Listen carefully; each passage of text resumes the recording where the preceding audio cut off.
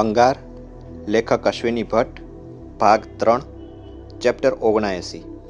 ઝાનને મળવા જતાં ઇલાએ હવે કોઈ હોટલમાં ઉતરવાની જરૂર ન હતી. તેમની વચ્ચે મૈત્રી થઈ ચૂકી હતી. તે સીધી જ ઝાનને ત્યાં ગઈ હતી.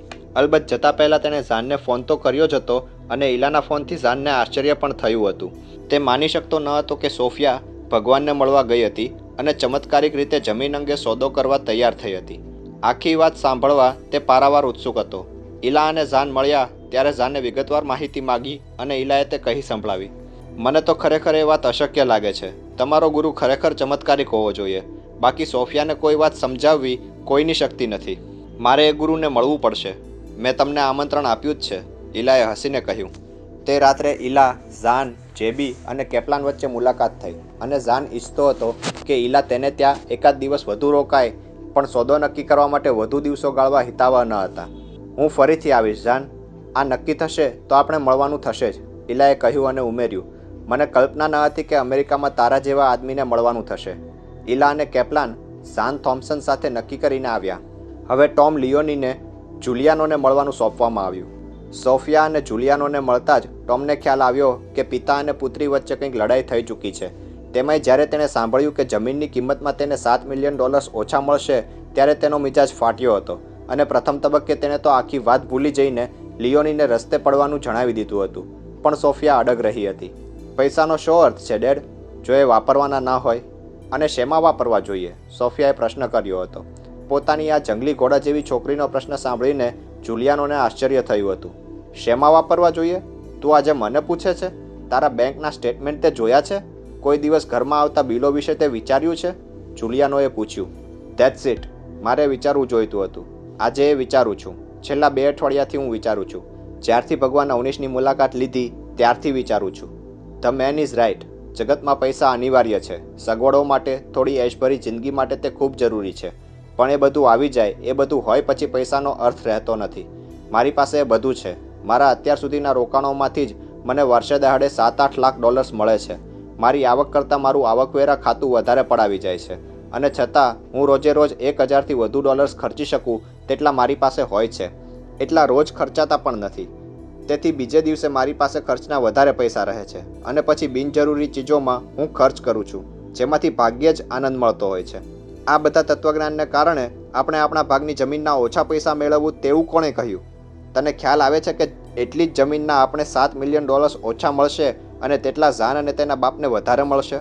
અલબત્ત એ બધા જ ડોલર્સ તારા દીકરાને મળવાના છે. એ તને મળે તે સામે મને વાંધો નથી, પણ આપણને જે બી બનાવી જાય તે સામે મને વાંધો છે. તું સમજી? ઠીક છે ડેડી, આપણી તકરારમાં ભગવાન અવનીશને ફાયદો થશે ને? તેવું પણ નથી. આ જમીન ભગવાન અવનીશ કે જે હોય તેની અંગત માલિકીની બનવાની નથી. એ કોમ્યુન બનશે. ઓહો, પણ તેમાં ટ્રસ્ટી તરીકે હું જ હોઈશ અને હું કોમ્યુનમાં રહેવા જવાની છું, જ્યાં મને એટલા ધનની ક્યારેય જરૂર પડવાની નથી. મારે જે આનંદ જોઈતો હતો તે મને પૈસાથી મળી ચૂક્યો છે. હવે મારે જે આનંદ જોઈએ છે તે મને પૈસાથી મળવાનો નથી. સોફિયાએ હઠ પકડી. જુલિયાનો તેને મનાવવા માટે પ્રયત્ન કરીને થાક્યો. બીજે દિવસે જુલિયાનો અને લિયોની એકલા મળ્યા. જુલિયાનોને ખ્યાલ આવી ગયો હતો કે તેની દીકરી માનવાની નથી. તેણે લિયોનીને પોતાના કેસિનોમાં જમવા બોલાવ્યો. એક કમરામાં તે બંનેએ એક ખાનગી ચર્ચા શરૂ કરી. ભગવાન અવનીશના સ્વપ્નમાં એ જ પળે એક કાળું વાદળ સર્જાયું હતું. જુલિયાનોના જગતમાં દેવદૂતોને સ્થાન ન હતું. તેનું વિશ્વ નક્કર વાસ્તવિકતાનું વિશ્વ હતું. તેમાં 2 જ પ્રકારના લોકો હતા, દાવ જીતનારા અને બાજી હારનારા. તે ટોમ લિયોની અને બોબ કેપોટને બરાબર ઓળખતો હતો. બોબ કેપોટ ન્યૂયોર્ક અને શિકાગોના નામાંકિત ગુનેગાર કુટુંબોનું ફરજંદ હતો.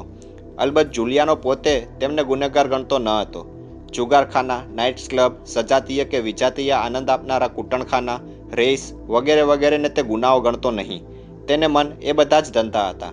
બોબ કેપોટ અને ટોમ લિયોની થોડાક $1000 કે $1,00,000ની ફી કે કમિશન માટે આટલું મોટું જોખમ ઊભું કરવામાં જોડાય તે વાત તેને ગળે ઉતરે તેમ ન હતી. તેથી જ તેણે ટોમને અંગત રીતે મળવા બોલાવ્યો હતો. વળી એક જ મુલાકાતમાં તેની દીકરી સોફિયામાં ભગવાન અવનીશે જે પરિવર્તન આણેલું તે પણ જુલિયાનો માટે ઓછું આશ્ચર્યજનક ન હતું. તદ્દન મનસ્વી અને જિદ્દી સોફિયા ગમે તે ભાવે જમીન આપી દેવા તૈયાર થઈ હતી. તેનો અર્થ એ હતો કે ઇન્ડિયન ગુરુ કોઈ સામાન્ય માણસ ન હતો. વળી આજકાલમાં જ અમેરિકામાં આવેલા ગુરુએ આટલા ઓછા સમયમાં લાખો ડોલર્સની કિંમતની જમીન ખરીદવાનું જે તંત્ર ઊભું કર્યું અથવા એવા માણસો ઊભા કર્યા તે પણ ઓછી નવાઈની વાત ન હતી. જુગાર અને અન્ય પ્રકારના 2 નંબરી ધંધાઓમાં માતબર થયેલા જુલિયાનોને આખી વાતમાં કંઈક જુદી જ ગંધ આવતી હતી. એક કેસિનોના એક નાનકડા કમરામાં તે અને ટોમ લિયોની મળ્યા હતા. હવાનાથી ખાસ મગાવેલી સિગાર, કેનેડિયન વિસ્કી અને કેસિનોના રસોડામાં પકાવવામાં આવેલી ખાસ વાનગીઓના ભોજન પર ટોમ અને જુલિયાનો વચ્ચે વાતચીત શરૂ થઈ હતી. જુલિયાનોની આંખોમાં જે મસ્તી હતી તે ટોમ પારખી ગયો હતો. જુલિયાનો કેટલો મહત્વાકાંક્ષી માણસ છે તેની પણ પૂરી ખબર ટોમને હતી. તે પૈસાપાત્ર હતો, લાખો ડોલર્સ તે કમાતો હતો. વેગાસના 6 કેસિનોમાં તેનો ભાગ હતો, પણ અન્ય કેસિનોના માલિકોની જેમ તે અબજોપતિની હરોળમાં બેસી શકે તેમ ન હતો. તેની પાસે જે સિન્ડિકેટોના શેર્સ હતા તે ખરેખર સારો નફો કરતી, પણ જુલિયાનોને પોતાને મળતા ડિવિડન્ડથી સંતોષ ન હતો. ટોમ, મારી દીકરીએ જમીન વેચવાની નક્કી જ કરી છે, એટલે તો નિર્ણયમાં ફેર પડવાનો નથી. વળી તું જાણે છે કે એ જિદ્દી છે, છતાં તેને ન ગમે તેવું મેં ક્યારેય કર્યું નથી. જમીન વેચવા સામે મને એક જ વાંધો હતો, અને તે એ કે સોફિયા કરતાં ઝાનને તેમાં ઘણો ફાયદો થાય છે. ઝાનને નહીં, જુલિયાનો, ઝાનના દીકરાને, સોફિયાના દીકરાને, તમારા પૌત્રને, ટોમે કહ્યું. હવે એ છોકરો ક્યાં સોફિયાનો રહ્યો છે? ટોમ, એ પૌત્ર મારી પાસે ન રહે તે માટે જેબીએ શું નથી કર્યું. તેને એમ છે કે આપણે ઇટાલિયનો તદ્દન વિવેકહીન, તદ્દન અબૂધ માણસો છીએ. પણ જવા દે, મને એ ઇતિહાસમાં રસ નથી. મને જમીન વેચવામાં શું ફાયદો કે નુકસાન થશે તેની ચર્ચા કરવા મેં બોલાવ્યો નથી. મેં તને એક ઇટાલિયન તરીકે થોડી અંગત વાત કરવા બોલાવ્યો છે. હું જે કહેવા માગું છું તે આપણા બંને વચ્ચે રહે તે ખૂબ અગત્યનું છે. બેશક જુલિયાનો, તમારે મને આવું કહેવાની જરૂર નથી. તમને હંમેશા મારા મિત્ર ગણ્યા છે, ટોમે સાચવીને કહ્યું. તેની દીકરીએ તેના નિર્ણયની ઉપરવટ જઈને જે જીદ પકડી હતી તેનાથી જુલિયાનો નારાજ થયો જ હતો, પણ તેનાથી કશું એ અંગે થઈ શકે તેમ ન હતું, કારણ જમીન તેને નામે હતી. પણ તેનો અર્થ એ ન હતો કે જુલિયાનો આ સોદો સીધે સીધો પાર ઉતરવા દે. જુલિયાનો જેવો સામો પડે તો જરૂર ઉપાધિ થયા વગર રહે નહીં, પણ જો તે પડકે ઊભો રહે તેવું બને તો જરૂર ફાયદો થાય. ટોમ લિયોનીએ તે પ્રમાણે વિચાર કરી જ રાખ્યો હતો. સોદો થાય ત્યારે કોઈપણ રીતે કશીક સુંદર ભેટ આપીને જુલિયાનોને રાજી કરવાનું ટોમે મનોમન નક્કી કર્યું જ હતું. વેલ વેલ ટોમ, તારી લાગણી માટે આભાર. મને ખાતરી હતી કે તું એમ જ કહીશ. આખરે આપણે બંને ઇટાલિયન છીએ, ભાઈઓ છીએ, તેથી જ મેં તને અહીં આજે એકાંતમાં મળવા બોલાવ્યો હતો, કહીને જુલિયાનોએ સિગારનો મોટો કસ ખેંચીને ફેફસામાંથી એક આખું ધુમાડાનું વાદળ બહાર કાઢ્યું. ટોમ, હું 57 ચોમાસા જોઈ ચૂકેલો આદમી છું. તેમાંના મોટાભાગના ચોમાસા મેં ન્યૂયોર્ક અને શિકાગોની શેરીઓમાં ગાળ્યા છે, અને એ બધા જ ખતરનાક હતા. તે પણ ઓછી મહેનત તારી આટલી ખતરનાક જિંદગીમાં કરી નથી. એવું જ બોબનું છે. તેનો બાપ મારો મિત્ર હતો. તેના દાદા અને મારા બાપાએ સાથે કેટલાક કામો કર્યા હતા, વગેરે વગેરે. મારે તને મારો ઇતિહાસ કહીને બોર કરવો નથી, અને વધુ પડતી લાંબી અને ઔપચારિક વાતો કરતાં મને આવડતું પણ નથી. એટલે જ તને એક સીધો સાદો સરળ સવાલ પૂછું છું, ને તું પણ એવી જ સ્પષ્ટતાથી જવાબ આપે તેવી અપેક્ષા રાખું છું. બેશક જુલિયાનો, ટોમ માત્ર એટલું જ બોલ્યો. તેના હૃદયના ધબકારામાં થોડોક ફેર પડ્યો હતો. જુલિયાનોએ સિગારનો કસ લીધો, એક તોફાની સ્મિત વેર્યું, ને બોલ્યો. આ શું રેકેટ છે ટોમ? જુલિયાનોએ સ્થિર અવાજે પૂછ્યું. બોબ કેપોટ અને ટોમ લિયોનીએ આ બાવાના નામનો ઝંડો ઉઠાવ્યો હોય તો તે અભિભૂત થવાને કારણે કે સંસારની માયા ફગાવી દેવાના કોઈ સંન્યસ્ત ભાવને કારણે કે કોઈ આધ્યાત્મિક આદેશથી સ્ફુરેલા અંતર્મનના અવાજને કારણે તો ન જ હોય. તે બંને આ કોમ્યુન રચવાના કામમાં પડ્યા હોય તો તેમાં ભારે તડાકો પડવાનો હોય તો જ તેમણે કામ માથે લીધું હોય. જુલિયાનોને તેની ગંધ આવી જ ગઈ હતી. રેકેટ નથી જુલિયાનો, ટોમે કહ્યું, અને તે ખડખડાટ હસ્યો. સિગારના ધુમાડાને કારણે તેને ખોખરી ઉધરસ પણ આવી. અમેરિકન વિવેક પ્રમાણે એક્સક્યુઝ મી કહીને તેણે મોં પર નેપકિન દાબ્યો. ટોમ, મેં મારું હોમવર્ક બરાબર કર્યું છે. તારા અને બોબ કેપોટ વિશે મને માહિતી છે જ. આ સોફિયા મારી દીકરી પ્રભાવિત થઈને ભગવાન અવનીશ પાસેથી પાછી આવી પછી મેં તેના વિશે પણ ખપ પૂરતી માહિતી મેળવી છે, કહીને જુલિયાનો ઊભો થયો. સોફા સેટની એક ખુરશીની બાજુમાં પડેલી ટીપોય પરથી એક ફાઇલ લઈ આવ્યો અને તેણે ડાઇનિંગ ટેબલ પર મૂકી. આમ તો હું છાપાઓ આટલી ઝીણવટથી વાંચતો નથી, પણ આ ફાઇલ વાંચી ગયો છું. તેમાં મસાલેદાર માહિતી છે. આ ઇન્ડિયન ગુરુએ હિન્દુસ્તાનમાં જે કર્યું હતું તેની માહિતી આ છાપાઓના કટિંગ્સમાં છે. અનેક કૌભાંડો આ ગુરુના આશ્રમમાં થયા હતા તેવું છાપાઓ કહે છે. કેવળ કૌભાંડો નહીં, રહસ્યમય મૃત્યુ પણ નિપજ્યા હતા. ઇન્ડિયન ગવર્મેન્ટ અને ખુદ પ્રાઇમ મિનિસ્ટર અને ત્યાંના ઇન્કમટેક્સ ડિપાર્ટમેન્ટના અફસરોના પણ આમાં સ્ટેટમેન્ટ્સ છે. ટોમ, એ માણસ મધર ટેરેસા જેવો કોઈ દુખિયારાની સેવા કરનારો મિશનરી નથી. એવું નથી જુલિયાનો, તેની ફિલોસોફી અલગ છે. હિન્દુસ્તાનમાં તેને માથે માછલા ધોવાયા કારણ પરાપૂર્વથી ચાલતી આવતી રસમોની સામે તે પડ્યો. ટોમ, આપણે એ બધી ચર્ચા કરવા મળ્યા નથી. મને એ બધી બાબતમાં રસ નથી. મને માત્ર એટલો જવાબ આપ કે તમે આમાં શા માટે પડ્યા છો. તું કોઈ કામ મફતમાં કરે તેવું હું માનતો નથી. બેશક નહીં જ જુલિયાનો.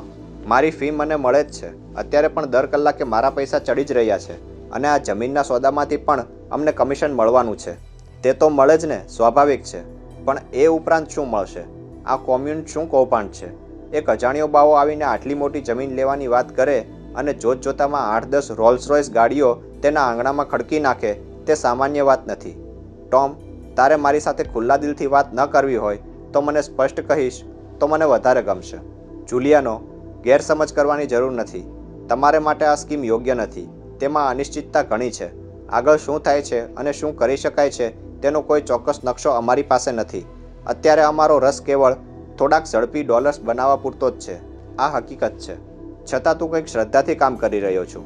કારણ મારે કશું ગુમાવવાનું નથી. મારે કશું રોકાણ કરવાનું નથી. મારે જમીનનો સોદો પાર પાડવાનો છે. પણ એ તો હવે પડી જ જશે ને. તું કહે છે જાન તૈયાર છે. મારી દીકરીને એ કમબખ્ત બાવાએ તૈયાર કરી દીધી છે. એટલે હવે તો તેમાં કેવળ કાયદેસરનો દસ્તાવેજ કરવાનો અને ડાઉન પેમેન્ટ તરીકે તમારે ડોલર્સ આપવાના જ રહે છે. એ ડાઉન પેમેન્ટ પણ તમે ઊભું કરી નાખ્યું છે. હવે કશું બાકી રહેતું નથી. હવે શું? ઓકે જુલિયાનો, તમને રસ છે તો હું તમને કહીશ. પણ આખી વાતમાં જો અને તો વધારે છે. ઘણી બાબતોનો આધાર ઝડપ પર છે એટલું જ નહીં. ભગવાન અવનીશને જો રેસિડેન્ટ સ્ટેટસ નહીં મળે તો કદાચ બધું ઊંધું પડશે. છતાં મને જાણવામાં રસ છે. તને એવો તો ભય નથી ને કે તું જે વાત કરીશ તે હું કોઈને જણાવીશ કે જાહેર કરી દઈશ અથવા તો તમે જે કરવા માગો છો તે કરતાં અટકાવીશ? એ શું બોલ્યા જુલિયાનો? મારા જમણા હાથ પર મને અવિશ્વાસ થાય તો તમારા પર થાય. તમે સિસિલિયન લોહી ધરાવો છો. પણ મેં તમને કહ્યું તેમ આખી ઘટનામાં પારાવાર અનિશ્ચિતતા છે. તેમાં કંઈ ખોટું થાય તો આપણી વચ્ચે ગેરસમજ ઊભી થાય. મને એ પોસાય તેમ નથી. પણ તું વાત તો કર, જુલિયાનોએ આગ્રહ કર્યો. ટોમ પાસે બીજો કોઈ ઈલાજ ન હતો. જુલિયાનો સાધન સંપન્ન માણસ હતો. તે ધારે તો જરૂર તેમના કાર્યમાં વિઘ્નો ઊભા કરી શકે. ઓકે જુલિયાનો, એ ભગવાન અવનીશ અમારી બાજીનું હુકુમનું પાનું છે.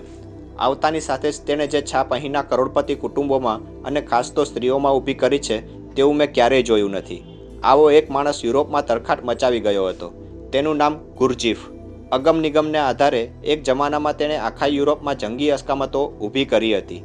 યુરોપના અતિ ધનાઢ્ય લોકો જે નહોતા કરી શક્યા તેવા કામો એ માણસે કર્યા હતા.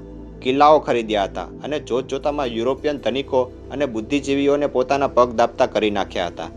એ માણસ, એક ગુરજીફ જેવી જ, કદાચ તેથી વધુ હિપ્નોટિક શક્તિઓ ભગવાન અવનીશમાં છે. અને આપણી પ્રજાને તમે ક્યાં નથી ઓળખતા? તેમાંય આપણા સમાજના ધનિક કુટુંબોનો તમને તો પૂરો પરિચય છે.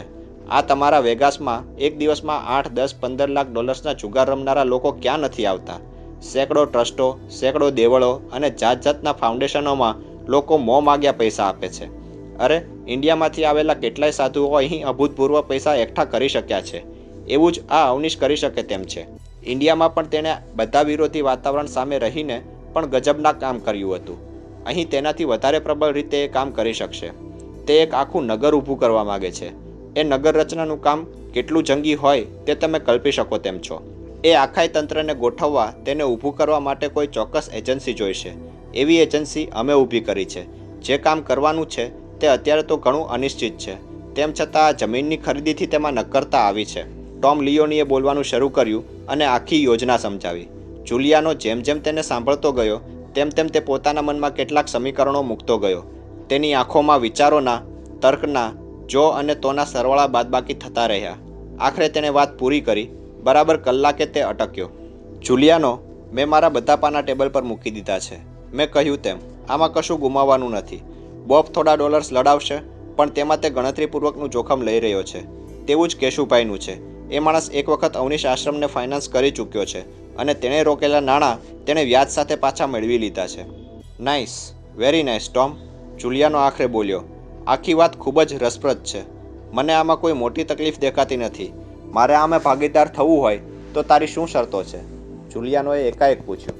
જુલિયાનો, ઓરિએન્ટ રિયલ્ટર્સમાં અમે ભાગીદારો છીએ જ. એટલે એ લોકોને, આઈ મીન કેશુભાઈ અને તેની દીકરી તથા બોબને પૂછ્યા વગર હું તમને કેવી રીતે કહી શકું? ટોમ, એ લોકોને પૂછવાનું હું તને કહેતો નથી. તમારા એ તંત્રમાં ભાગીદાર થવાની વાત હું કરતો નથી.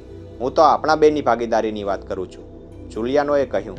ટોમ જુલિયાનો સામે જોઈ રહ્યો. તેના કહેવાનો અર્થ તે સમજતો જ હતો. જુલિયાનો, જૂના ગેંગસ્ટરની જેમ જ કહી રહ્યો હતો.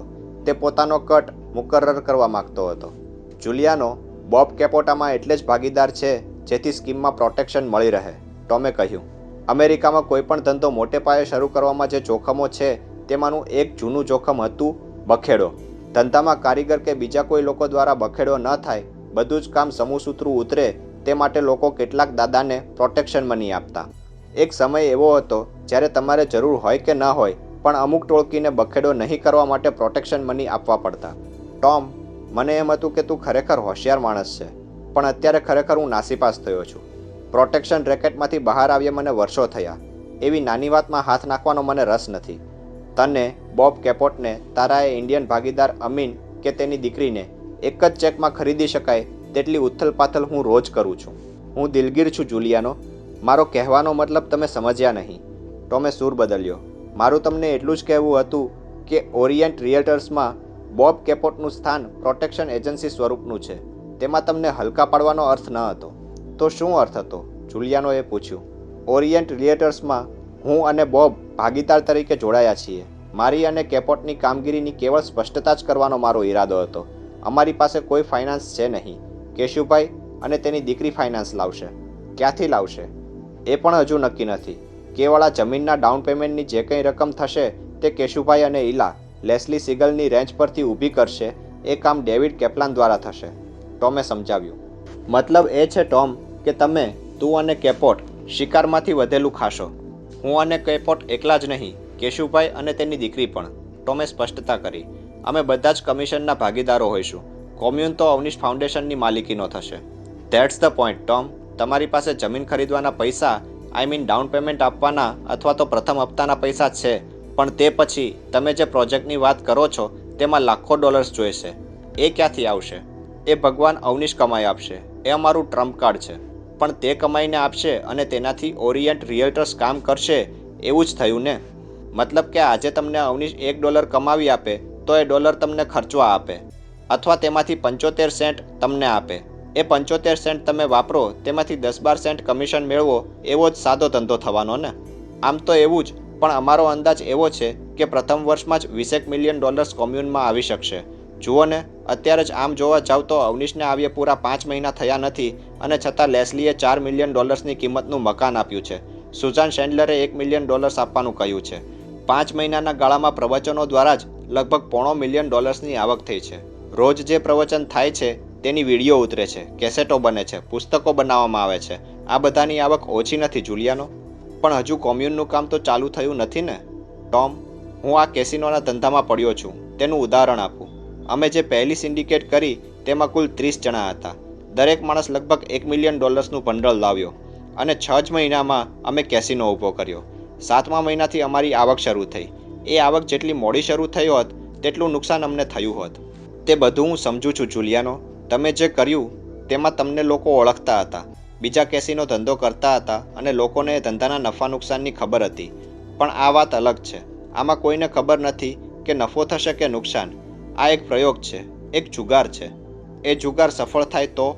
જુલિયાનોએ પૂછ્યું. તો ઘણા બધા ડોલર્સની આવક ઊભી થશે, તેમાં ના નહીં. પણ જુલિયાનો, એ આવક ફાઉન્ડેશનમાં જશે. તારે મને એ સમજાવવાની જરૂર નથી ટોમ. અમે જે કેસિનો પ્રથમ ઊભો કર્યો તેની જમીનના પૈસા અમે કાઢ્યા.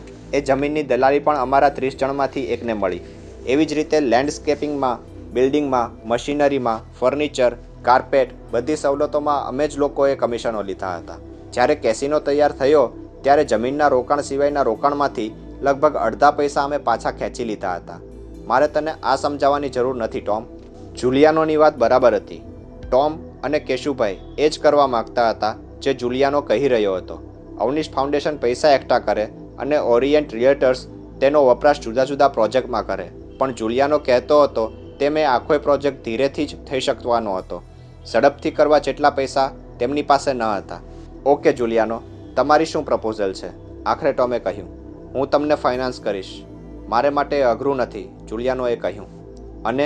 અને મારો શેર 75%, જુલિયાનોએ કહ્યું. જુલિયાનો, એ ખૂબ વધારે છે, ટોમે કહ્યું. તું ગણતરી મૂકી જોજે. 20% તો તમારે વ્યાજના ચૂકવવા પડશે. 3 થી 4% લીગલ ફીસ, ઓવરહેડ્સ અને કમિશનોમાં દરેક વખતે આપવા પડશે. એટલે તમે પોતે પણ ફાઇનાન્સ ઊભું કરો તોય લગભગ 25% જેટલી રકમ રોકાણની મૂડીમાંથી પહેલેથી જ ઓછી થશે. તમે $100 ઉધાર લાવશો તો તેમાં કામ 75નું થશે. બોજો $100નો થશે. અલબત્ત એ બોજો તમારે માથે નહીં રહે, પણ 100ના કામમાં 25 વ્યાજના ચાલ્યા જશે. તમને કદાચ તમારા કામ પેટે 7-8% વધારે મળે જો તમારું પોતાનું ફાઇનાન્સ હોય તો, જુલિયાનોએ કહ્યું. ટોમ વિચારમાં પડ્યો. તેને એ વાતનો પાકો ખ્યાલ હતો.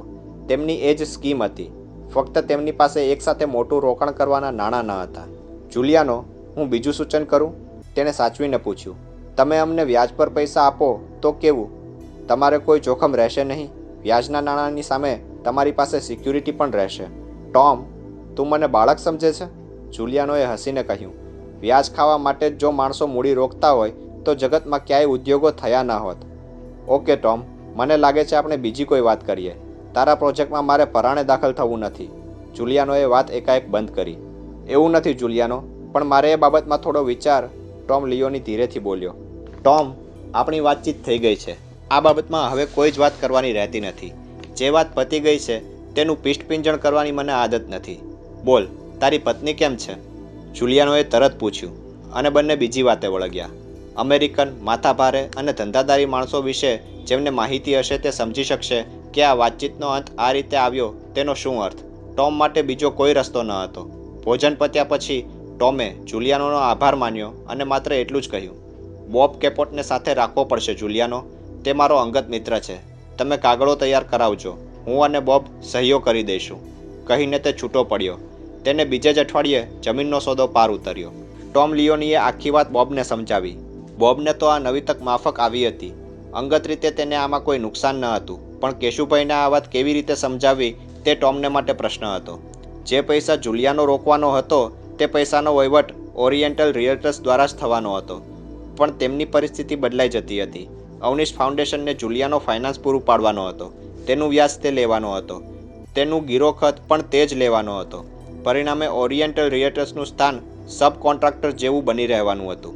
જે દ્રષ્ટિએ ઓરિએન્ટલ રિયલ્ટર્સની રચના કરવામાં આવી હતી તે દ્રષ્ટિથી જુલિયાનો જોડાયો હતો. કેશુભાઈ કે ટોમ તે અટકાવી શકે તેમ ન હતા, કારણ જુલિયાનો ચપટી વગાડીને ફાઇનાન્સ મેળવી શકવાની તાકાત ધરાવતો હતો. કેશુભાઈને સ્વીકાર્યા વગર છૂટકો ન હતો. જે નાણાંની જરૂર કોમ્યુન માટે જરૂરી હતી તે જો મળી જતા હોય તો ઘણી ઉપાથી ઓછી થઈ જાય. અલબત્ત ટોમ લિયોનીએ તેમને કહ્યું ન હતું કે જુલિયાનો ઓરિએન્ટલ રિયલ્ટર્સમાં ભાગીદાર નહોતો થવા માગતો, પણ બોબ, ટોમ અને જુલિયાનોની નવી ભાગીદારી શરૂ થઈ હતી. ખેર, ટૂંક જ સમયમાં જમીનના વેચાણના કામકાજના બધા જ કાગળિયા થઈ ગયા. ભગવાન અવનીશના નામનું ફાઉન્ડેશન સ્થપાઈ ગયું. ભગવાન કરતાં તેનો વધુ આનંદ માં યોગ કૃષ્ણને હતો. તેમણે તરત જ આબુમાં આવેલા આશ્રમમાં પત્ર લખ્યો ને સ્વામી વાસુદેવ તેમજ સ્ટાફના જે બીજા માણસો હતા તેમને બોલાવી મગાવવા આદેશ પણ આપ્યો. લેસ્લી સિગલની જમીન પર જેટલા પૈસા લેવામાં આવ્યા તેટલા ડાઉન પેમેન્ટ તરીકે ઝાન અને સોફિયાને તેના લોટ્સના ભાવ પ્રમાણે આપવામાં આવ્યા. જુલિયાનોએ તેટલા જ નાણાં ભંડોળમાં આપ્યા અને અવનીશના કોમ્યુનના પાયા નખાયા. સૌપ્રથમ એડમિનિસ્ટ્રેશન માટેનું કામચલાઉ મકાન રચવામાં આવ્યું, જેથી રોજિંદા વ્યવહારમાં ખલેલ ન પડે. જે જમીન લેવામાં આવી હતી તેની નજીક એન્ટિલોપ ફ્લેટ્સ નામનું ગામ હતું. એ ગામની વસ્તી લગભગ 2500 માણસોની હતી. ગામમાં બધા મળીને લગભગ 600 જેટલા ઘર હતા. ગામની આબાદી 2 ફેક્ટરીઓને કારણે હતી. જુલિયાનોએ એ ગામમાં પોતાને રહેવા માટે એક મકાન લીધું. અલબત્ત તેના પૈસા તેણે ટોમ લિયોનીની ભાગીદારીમાંથી જ અપાવ્યા અને ગામમાં જે 2 મોટેલ્સ હતી તે ખરીદી લીધી. બંને મોટેલ્સ મળીને રહેવાની સગવડવાળા લગભગ 80 જેટલા કમરા હતા. જુલિયાનોએ થોડાક ડોલર્સ તેમાં નાખ્યા. કમરાઓમાં સાફસૂફી અને રંગ રિપેરિંગ કામકાજ કરાવ્યું. ઓરિએન્ટ રિયલ્ટર્સની એ પહેલી અસ્કયામત હતી. અલબત્ત તેની માલિકી અથવા માલિકી હક જુલિયાનોનો હતો. એ જ ગામની બાજુમાં વર્જિન નદી વહેતી હતી. એ નદીના કાંઠાનો એક ભાગ અવનીશ ફાઉન્ડેશનને મળવાનો હતો, પણ તેના પૈસા ચૂકવાય ત્યારે. એ ભાગની થોડી જમીન સોફિયાના હિસ્સામાં હતી. જુલિયાનોએ ત્યાં મોબાઈલ હોમ પાર્કની રચના કરી, મતલબ કે મોટરો સાથે લગાડેલા ઘર લઈને લોકો આવે તો ત્યાં રહી શકે, એટલે કે એ મકાનો પાર્ક કરી શકે અને તેમને વીજળી અને પાણીની સગવડ મળી શકે. ભગવાન અવનીશનો કોમ્યુન રચાઈ રહ્યો છે અને કોમ્યુન માટે ઓછામાં ઓછા વેતને કામ કરવા ઈચ્છતા અનુયાયીઓને એરિઝોના આવવા માટે ફાઉન્ડેશન તરફથી પ્રચાર શરૂ કરવામાં આવ્યો. ટૂંક જ સમયમાં 400 જેટલા સ્વયંસેવકો એન્ટિલોપ ફ્લેટ્સમાં ઉતરી આવ્યા. કાયદા પ્રમાણે તેમના જે લોકો સવેતન કામ કરવા ઈચ્છતા હતા તેમને $3.22 કલાકને હિસાબે વેતન આપવાનું ચાલુ રાખવામાં આવ્યું. પણ તે સાથે મોટેલ્સમાં રહેવાના, ખાવાના અને અવનીશના અનુયાયીઓ તરીકે પ્રવેશના પૈસા લેવામાં આવતા. પરિણામે લોકો જે અવનીશ ફાઉન્ડેશનમાંથી વેતન મેળવતા તે લગભગ પાછું જ આપવાનું થતું. એ આવક જુલિયાનો લિયોની, કેશુભાઈ એન્ડ પાર્ટીને જ હતી. હિન્દુસ્તાનમાં જે કામ કરતાં અઠવાડિયું લાગે તે કામ કરતાં અમેરિકામાં 1 કલાક લાગે એમ કહેવામાં કોઈ અતિશયોક્તિ નથી. મકાનો બાંધવામાં, રસ્તા બનાવવામાં અને બગીચામાં ઝાડ કે ઘાસ ઉગાડવામાં એટલી સુંદર અને ઝડપી વ્યવસ્થા કરાય છે કે જેનાથી સમય ઓછામાં ઓછો લાગે. મકાન બાંધવા માટે બધું જ રેડીમેડ મળે. લાકડાની એટલી છત દેશ પાસે છે કે તમામ રહેણાંકના મકાનો ઉપરથી નીચે સુધી લાકડાના જ બને. ખેર, એ કામ એટલું ઝડપથી થયું કે પહેલે મહિને જ એ કોમ્યુનનું એડમિનિસ્ટ્રેટિવ ભવન અને ભગવાન અવનીશનું કામચલાઉ નિવાસસ્થાન તેમજ થોડાક નિવાસસ્થાન બંધાઈ ગયા હતા. એન્ટિલોપ ફ્લેટ્સ નામનું એ નાનકડું ગામડું એકાએક દેશના બધા જ છાપાઓ અને ટેલિવિઝન ચેનલોમાં મુખ્ય સમાચાર સમૂહ બની રહ્યું. અમેરિકન પ્રજામાં નાવીન્યની ખોજનો એક અજબ ચસ્કો છે. એક નવો વિચાર, એક નવી ફેશન, એક નવી પ્રવૃત્તિ કે રમત પ્રજામાં રોગની જેમ ફેલાઈ જાય છે. દેશ આખો ઘણો સંપન્ન છે. ભૌતિક કહી શકાય તેવી દરેક ચીજની ત્યાં છત છે અને એટલે જ પ્રજાનો મોટો ભાગ સાતત્યભર્યા આનંદની ખોજમાં રહે છે. નવું રમકડું બાળકને રમવા મળે અને તેની સાથે 24 કલાક બાળક રમ્યા કરે. પછી એકાએક એ રમકડાથી કંટાળે અને બીજું કોઈ રમકડું લેવાની જીદ કરે. તેવી જ કંઈક હાલત અમેરિકન પ્રજાની છે. જાતભાતની મેદાની રમતો, ઘરમાં રમવાની રમતો, અખાડા, સુવાના બાથ, નાઇટ ક્લબો, વેશ્યાઘર, સારા અને ગંદા ચલચિત્રો, નગ્ન નૃત્યો, નગ્ન જાતીય વ્યવહારના શોઝ, જાતભાતના જુગાર, ડાકણોના અડ્ડા, વુડુ જેવી મિલની વિદ્યાના ઠેકાઓ, સેંકડો પ્રકારના ચર્ચ વગેરે વગેરે કલ્પી ન શકાય તેટલી વિવિધ રીતે અમેરિકન પ્રજા ચિદાનંદની શોધ અવિરત કરતી જ રહે છે. પ્રજાનો આ સહજ ભાવ છે. એન્ટિલોપ ફ્લેટ્સમાં એક નવીન પ્રકારનો કોમ્યુન રચાઈ રહ્યો છે અને તેને માટે જંગી જગ્યા લેવામાં આવી છે. ભારતમાંથી આવેલો એક અદ્વિતીય ફિલોસોફ તેની રચના કરી રહ્યો છે. વગેરે સમાચારો રેલાયા. છાપાવાળા, ટીવી રિપોર્ટર્સ, કોમેન્ટેટર્સનો કાફલો એન્ટિલોપ પર ઉતરી આવ્યો. લેસ્લી સીગલ, સુઝાન શેન્ડલર, સોફિયા જુલિયાનો અને ભગવાન અવનીશના સાનિધ્યમાં આવેલા બીજા સ્ત્રી પુરુષો જેમની પાસે લખલૂટ સંપત્તિ હતી પણ સમગ્ર દેશમાં વિખ્યાત થવા માટેની બીજી કોઈ આગવી શક્તિઓ ન હતી તેવા લોકો એકાએક ચર્ચાનો વિષય બની ગયા હતા. સોફિયા જુલિયાનોએ ડાઉન પેમેન્ટના જે પૈસા મેળવ્યા તેમાંથી $10 લાખ દાનમાં આપ્યા હતા અને એન્ટિલોપ ફ્લેટ્સ ગામની નજીક એરપોર્ટ બાંધવાનું કામ શરૂ થયું હતું. એ કામ ઓરિયન્ટ રિયલ્ટર્સે લીધું હતું અને તેના સબ કોન્ટ્રાક્ટ જુલિયાનોએ મેળવ્યા હતા. સુઝાન શેન્ડલરે પણ મબલખ રકમ દાનમાં આપી હતી. ડેવિડ કેપ્લાનની સલાહથી સીગલે જેટલી રકમ દાનમાં આપી હતી તેમાંથી વધુ રકમ અવનીશ ફાઉન્ડેશનને ઉધાર આપી હતી. 2 મહિનામાં તો એન્ટિલોપ ફ્લેટ્સની બાજુમાં આવેલી આ રેન્ચની સુરત બદલાઈ ગઈ હતી. ભગવાન અવનીશનું નિવાસસ્થાન તૈયાર થઈ ગયું હતું અને દિવસ રાત કામ ચલાવીને એરપોર્ટનું કામ પણ પૂરું કરવામાં આવ્યું હતું. ઈલા આ બધામાં કેન્દ્ર સ્થાને હતી. ખરું કામ એ જ કરતી હતી. ડોલર્સ લાવવા, એડમિનિસ્ટ્રેશન ચલાવવું, વ્યવહાર સાચવવો, ભગવાનના પ્રવચનોનો કાર્યક્રમ ગોઠવવો વગેરે. માં યોગકૃષ્ણ એન્ટિલોપ ફ્લેટ્સમાં રહેવા ચાલ્યા ગયા હતા. સામાન્ય કામદારની માફક જ તે કામ કરતા. 400 જેટલા અનુયાયીઓની સાથે જ તે ખભો મિલાવીને આ કોમ્યુનના કામમાં રત રહેતા હતા. તેનું બીજું પણ કારણ હતું. ભગવાન અવનીશમાં કોઈ અણચિંતવ્ય ફેરફાર આવ્યો હતો. ઈલા સાથેના ડ્રગ્સ સાથેના નશાનો પ્રયોગ એક સંશોધનાત્મક પ્રયાસ છે તેવી વાત ભગવાને માં કૃષ્ણને સમજાવવા પ્રયત્ન કર્યો હતો પણ માં યોગકૃષ્ણને તે ગળે ઉતર્યો ન હતો. તેમણે તેનો વિરોધ કરવાનો કે તે અંગે ચર્ચા કરવાનો પ્રયત્ન પણ છોડી દીધો હતો. એટલું જ નહીં, તે એન્ટિલોપ ફ્લેટ્સ પર ચાલ્યા ગયા હતા. તેમને પોતાના પ્રેમમાં, પોતાની અવનીશ ભક્તિમાં મીરા જેવી જ અનંત શ્રદ્ધા હતી. માધવ પાછળ ગોપીઓ ઘેલી થતી અને કનૈયો પણ ઓછો બદમાશ ન હતો. રાધા તેનું એકમાત્ર કેન્દ્રસ્થાન હતું તેની પ્રતીતિ રાધાને હતી. એવા જ કોઈ અસ્ખલિત સંવેગથી માં કૃષ્ણ પ્રવૃત્તિમય દિવસો ગાળતા હતા. ભગવાન અવનીશ સાથે વર્ષો રહેલા સ્વામી આનંદે કોમ્યુનની જે બ્લુ પ્રિન્ટ તૈયાર કરી હતી તે એટલી સુંદર હતી, એટલી ચોક્કસ કે તેમાં કોઈ ઝાઝો ફેરફાર કરવાની જરૂર ક્યારેય દેખાતી નહીં. સુઝાન શેન્ડલરનો પતિ જીમ પણ લગભગ બધું જ છોડીને ભગવાન અવનીશનો એક નિવાસી અનુયાયી બની ગયો હતો. ભગવાનના વક્તવ્યની અસર એ દંપતી પર કંઈક જુદી જ થઈ હતી. સુઝાન રમતિયાળ ઓરત હતી. બહારી જિંદગી તેને પસંદ હતી. જીમ વ્યવસાયી માણસ હતો. બંને વચ્ચે પ્રેમ હતો પણ પ્રવૃત્તિ અને રસ વિરોધાભાસી હતા.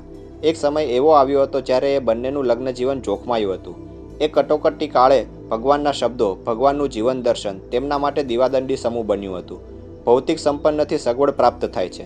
રોજિંદા જીવનમાં સલુકાઈ પેદા થાય છે પણ સુખ નહીં. સુખ તો કાર્યથી પ્રાપ્ત થાય છે, કર્મથી પ્રાપ્ત થાય છે.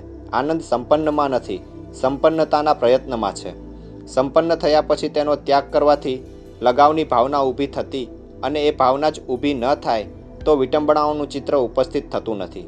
સુઝાન અને જીમે કાર્યનો ભેખ લીધો હતો. તે ભગવાનના સૂત્રોને સમજ્યા હતા. તેમણે એન્ટિલોપ ફ્લેટ્સમાં ભગવાનના નિવાસસ્થાનથી થોડેક દૂર જમીન લીધી હતી અને એક નાનકડું નિવાસસ્થાન બાંધવાનું શરૂ કરાવ્યું હતું. એ જમીન અવનીશ ફાઉન્ડેશનની હતી, એટલે ફાઉન્ડેશનને પૈસા આપીને એ વેચાતી લીધી હતી. એ ચક્કર ઓરિએન્ટલ રિયલ્ટર્સની કંપનીએ બરાબર ગોઠવ્યું હતું. આખું કૌભાંડ અદ્ભુત રીતે ગોઠવાયું હતું. ઝાન અને સોફિયાની મૂળ જમીન તેના હપ્તા બાંધીને ખરીદી કરવાનો સોદો થયો હતો. જેટલા ડોલર્સ અપાય તેટલી જમીનનો માલિકી દસ્તાવેજ અવનીશ ફાઉન્ડેશનને નામે થતો. વેચાણની કિંમતમાંથી ઓરિએન્ટલ રિયલ્ટર્સ કમિશન લેતી. જમીન અવનીશ ફાઉન્ડેશનની થતી અને અનુયાયીઓ માટે કોમ્યુનના સામાન્ય ઉપયોગ માટે તેના પ્લોટ્સ પાડવામાં આવતા. જેમ જેમ જમીનના લોટ્સ પર વિકાસ થતો ગયો તેમ તેમ જમીનના લોટ્સ પર વિકાસ માટે ખર્ચાયેલા ડોલર્સનો બોજ વધતો ગયો અને તેના ભાવ વધતા ગયા. સુઝાન અને જીમની માફક બીજા ઘણાઓએ કોમ્યુનમાં રહેવા માટે જમીન લેવાની, ઘર લેવાની, સ્ટુડિયો એપાર્ટમેન્ટ્સ કે ધ્યાન અને યોગ વગેરે જ્ઞાન પ્રાપ્તિ માટેની જગાઓ લેવા અરજીઓ કરી હતી.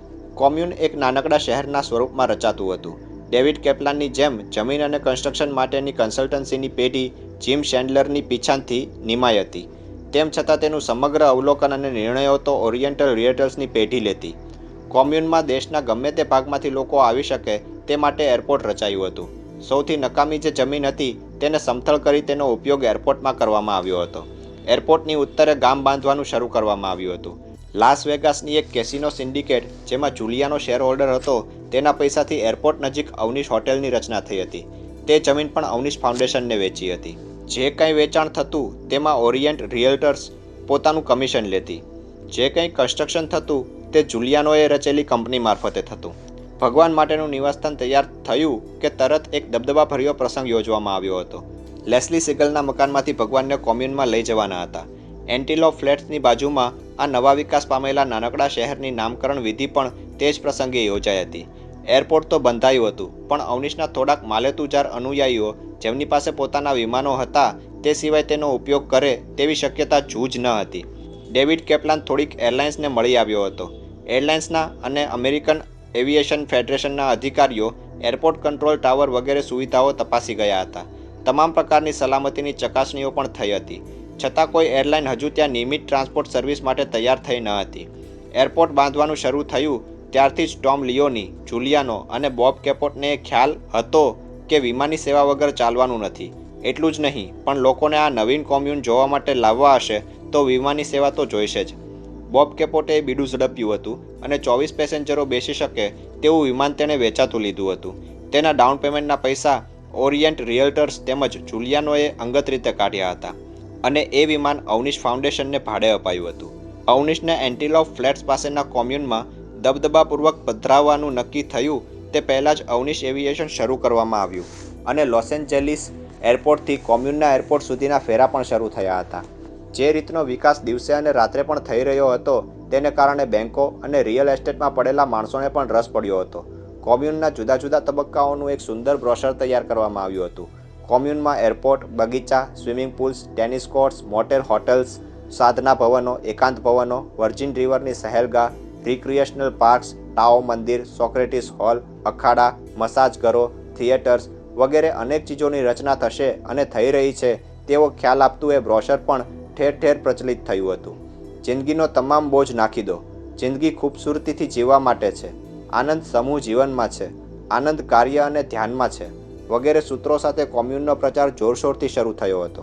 ઇલા અને નચિકેતા માટે 24 કલાકનો દિવસ ઓછો પડતો હતો.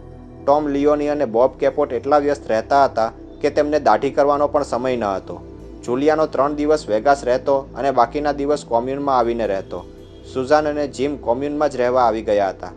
લેસ્લી સિગલ અને ડેવિડ કેપ્લાન બંનેનો એક પગ લોસ એન્જલિસમાં રહેતો અને બીજો પગ કોમ્યુનમાં. કેશુભાઈએ સંન્યસ્તની દીક્ષા તો ક્યારની લઈ લીધી હતી, પણ હવે તે કોમ્યુનમાં રહેવા ચાલી ગયા હતા. ઇલા હજુ લેસ્લી સિગલના નિવાસસ્થાનમાં આવેલા આઉટહાઉસમાં રહેતી હતી. તેને માં યોગકૃષ્ણનું સ્થાન લેવું હતું. જે રીતે પૈસા આવી રહ્યા હતા તે જોઈને તેને અર્થસંપન્નની કોઈ ખ્વાહિશ રહી ન હતી. તેને માં યોગકૃષ્ણને મળતો આવકાર, વંદના અને માન જોયા હતા. ભગવાન અવનીશ દિવસમાં બહુ જ થોડા લોકોને અંગત મુલાકાત આપતા. તેમાં કોઈ ગર્વ કારણભૂત ન હતો. તે પણ એટલા જ વ્યસ્ત રહેતા. દિવસભર તે વાંચતા, અઠવાડિયે સરેરાશ 50 પુસ્તકો તે પૂરા કરતા, વાંચેલી બાબતો પર મનન કરતા, થોડીક અગત્યની નોંધો કરતા. તેમના પર એટલા પત્રો આવતા હતા કે તે બધાના જવાબો તો ઠીક, પણ તે બધું વાંચવું પણ તેમને માટે શક્ય ન હતું. શરૂઆતમાં એ કામ ઇલાએ સંભાળ્યું હતું. હવે તેને માટે અલગ સ્ટાફ રાખવામાં આવ્યો હતો.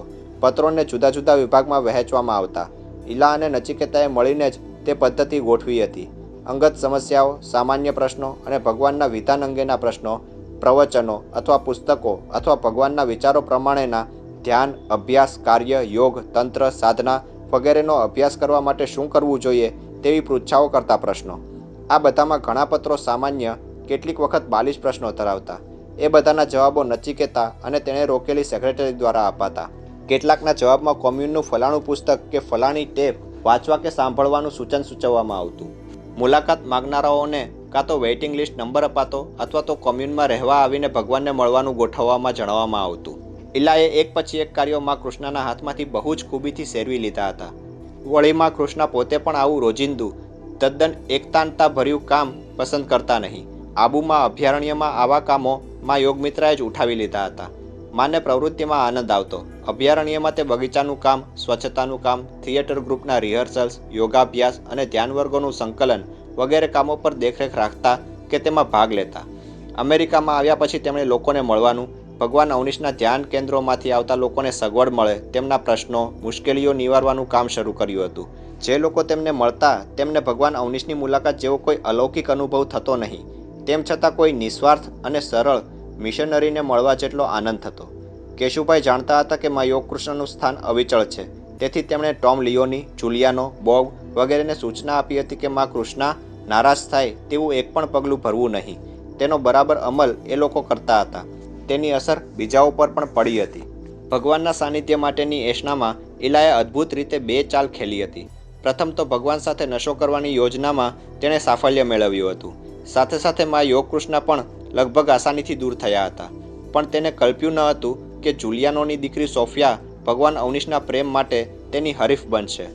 સોફિયાની જે દિવસે ભગવાન અવનીશ સાથે પ્રથમ મુલાકાત થઈ તે જ પળથી ઇલાને એક આઘાત લાગ્યો હતો. સોફિયામાં ઇટાલિયન ઓરતનું તમામ સૌંદર્ય તો હતું જ, પણ તે સાથે સાથે એક ગરમ લોહીવાળી ઇટાલિયન સ્ત્રીના તમામ દૂષણો પણ તેનામાં મોજૂદ હતા. વળી જમીનના સોદા માટે વારંવાર તેને બહાર રહેવું પડ્યું હતું. તે દરમિયાન તે ભગવાન પર કોઈ નજર રાખી શકી ન હતી. આજકાલ શનિ રવિ તમે મને બોલાવતા પણ નથી, ઇલાએ ભગવાનને ફરિયાદ કરી હતી. મારી વ્યાકૃતામાં કેટલો વધારો થયો તેની તમને કંઈ જ પડી નથી. આ અવજ્ઞા અસહ્ય છે. અરે, મારે તને અળગી કરવાનો કોઈ ઈરાદો નથી ઇલા. આ કોમ્યુનનું કામ તું જે રીતે કરી રહી છે તે કાર્યો એટલા મહત્ત્વના છે કે તારા વગર કોઈ કરી શકે તેમ નથી. તમે જૂઠ્ઠું બોલવામાં નિષ્ણાંત છો. જૂઠ્ઠું બોલવા સામે મને વિરોધ નથી ઇલા. કોઈ માણસને કશીક ખોટી વાતો કહેવાથી આનંદ મળતો હોય તો તેમ કરવું અનિચ્છનીય નથી. સત્ય કહેવાનું જો સૌ શરૂ કરે તો એક જ દિવસમાં સમગ્ર માનવ વંશનો નાશ થઈ જાય. કહીને ભગવાન હસ્યા. તેમણે ઇલાના ખભા પર હાથ મૂક્યો. તેમ છતાં સત્ય બોલવાથી હું ડરતો નથી ઇલા. તમે બધા જ મને ભગવાન કહો છો ને? કેમ? કારણ મને તમારા સૌની અંતરેચ્છાનો અણસાર આવે છે. મને ખબર છે તું અહર્નિશ મારું સાનિધ્ય ઝંખે છે, કારણ તને તેમાં આનંદ આવે છે. તારા સહવાસમાં મને પણ આનંદ આવે છે. ઉભયને આનંદ મળતો હોય તો તે સ્થિતિ ખરેખર આવકાર્ય છે. પણ તું જાણે છે કે મેં પણ એક પ્રયોગ આદર્યો છે. જગતમાં નમૂનારૂપ એક સમાજની રચના કરવાનો. એ રચના થઈ રહી છે અને તેમાં તારા જેવા અનેક લોકોએ કામ કરવું પડશે.